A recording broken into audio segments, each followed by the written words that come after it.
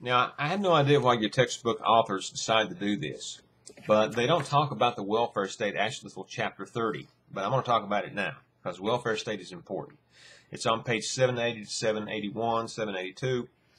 If the U.S. is involved in the Cold War, the Europeans are to some extent, not a lot though, they're having to pull out, but they decide instead to create a welfare state, which is basically unemployment insurance, some amount of guaranteed economic growth, guarantees to housing, the national health care system, things like this, the welfare state being basically a social safety net. So workers have old age insurance, insurance against unemployment, against disease, against injury on the job. They have Social Security programs. They have guaranteed rights to unionize. They have medical care, old age pensions, all sorts of benefits. They have, in most places, free education. They can go to college for free. They don't have to pay out the wazoo like we do in this country. Why in the world did the Europeans do this? In America today, we call this socialism. All right, everything that Barack Obama is trying to do, like the health care reform, is socialism. Well, it's not. The welfare state was set up to prevent socialism, not to make it happen.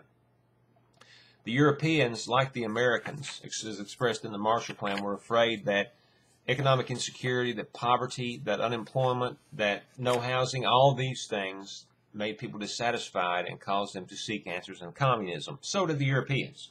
So the Europeans decided to build this welfare state to keep people away from communism and socialism. That's what the welfare state is all about.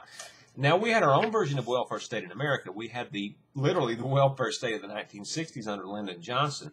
We have Social Security and all these programs dating back to the New Deal, which, of course, were also an attempt to keep socialism and communism from spreading. But we don't have the same comprehensive ones as they do in Europe because, of course, the workers and the unions and the poor people are organized. They're much stronger. They're much more vociferous in their demands. They're more organized, all the things that in America we're not. So the European workers do have that pressure, that political pressure that they can exert on the governments to get these sorts of things. But again, this was not socialism. The welfare state in America and in Europe was meant to prevent the spread of socialism and communism. Now, as I've said before, and I'll say again, reforms of this manner are only made when there is a threat.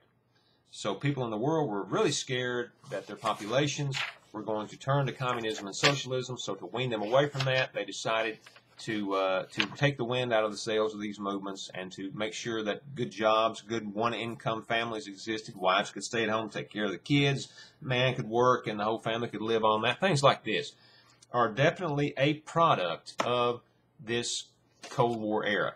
When the threat of communism is lessened or is gone, however, as it is in the 70s and 80s, when we see Margaret Thatcher and the British conservatives in England, Ronald Reagan and the neoconservatives and Republicans in America rolling back the New Deal, the welfare state, and all those things, they are able to do this because, first of all, the economic competitors from places like West Germany, Japan, and other places are now meaning that England and America especially doesn't have a corner on the world market anymore. We have competition from places like Japan especially and others. Number two, now that the Cold War is starting to wind down, now that the communist nations are clearly weaker than we thought they were going to be, they're not able to compete as much as we thought they were not able to produce as much as we thought. In other words, now that the threat of communism is over, now we can start to roll back the welfare state. Workers in Europe are more organized, so it takes a lot longer for that to happen. It happens first in England, but now it's starting to happen in other places around Europe too. That's what Sarkozy in France is supposed to be doing right now, is killing off the remainder of the welfare state. However, the French working class is still pretty organized, although non-communist overall, and they're able to prevent this. But in America, of course, we have very little organization, so our welfare state was stripped away from us, what little we had, rather quickly in the 80s and 90s. Of course, Bill Clinton and the Democrats actually finished it off, not the Republicans, interestingly enough. So clearly, we are living right now in the post-World War II era. And I want to give a last lecture, maybe two, on the rest of Chapter 29, Chapter 30, and, that will finish us up this semester. So I will upload the rest of that lecture this week and next week, and then next week I will upload a lecture going over the study guide, helping you study for the final exam. So remember to print off that study guide and to go in your book and go along with the lectures that you study for the final exam. You can use the final exam for your drop grade. If you are satisfied with all your test grades so far, your lowest grade is automatically dropped.